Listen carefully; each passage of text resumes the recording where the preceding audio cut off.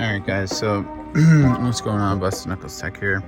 Like usual, everybody always says, oh, you know, you need a computer to diagnose these engines. Well, that's only true if the actual computer's any good. So a lot of times I find, especially with corrosion, as you can see, this motor has some severe corrosion on it. So the first thing I do is check for power coming in to the starter, check power from the key, which is usually your on the Mercuries.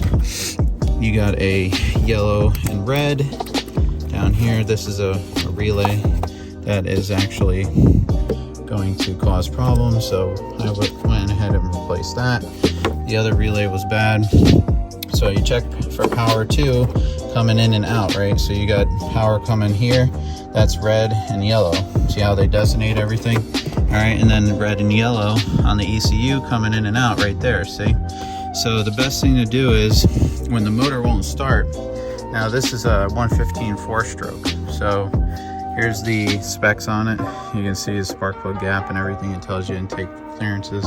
But the best thing to do is you follow your red and yellow around the motor, and you have to be able to troubleshoot from the ECU, from the key switch to the ECU, out of the ECU to this prime down to your fuel pump. Okay, so a lot of people say, oh, you need a computer to diagnose these. No, you don't anymore, and you're gonna have to source them through a third party, you know, or eBay or somewhere. But basically the O2s, they are running out of parts and they're not easy to find. So if you guys know of a place that might have these ECU, comment below, the ECMs. But as far as troubleshooting, you have to start at the smallest item and work your way big, and that's the way I troubleshoot, and it's never failed me to this day. I've been doing this for over 20 years. Anytime you get a outboard that won't start, that's electronic, you have to be able to narrow down the power issue. Okay, and that's the biggest problem I see with people, is they just don't know where to start. They have no idea. The boat was running great, it just shut off. But that's the way some of these Mercuries are, and even Yamaha, I don't care what brand it is, but you have to be able to narrow down the power issue from the harness, from the key switch to the relay to the fuses.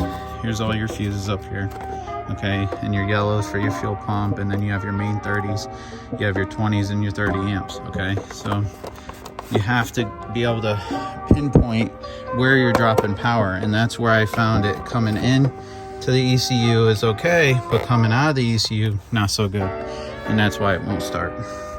It does crank, but it does not run. So just a tidbit of information there. When you're troubleshooting outboards, they can be very problematic, and you have to be able to go to school, get a certification, and learn. You know, every engine manufacturer is different, so I don't care if it's Mercury, Yamaha, Tohatsu, I work on them all, and trust me, they get very problematic, and people think they can just start throwing parts at it, and that's not going to happen. All right, so even if I was to replace the ECU, it still would not run because the harness is damaged. So you got to think about what the problem is. When you see a motor like this in this condition, you can almost guarantee that there's some kind of electrical gremlin somewhere.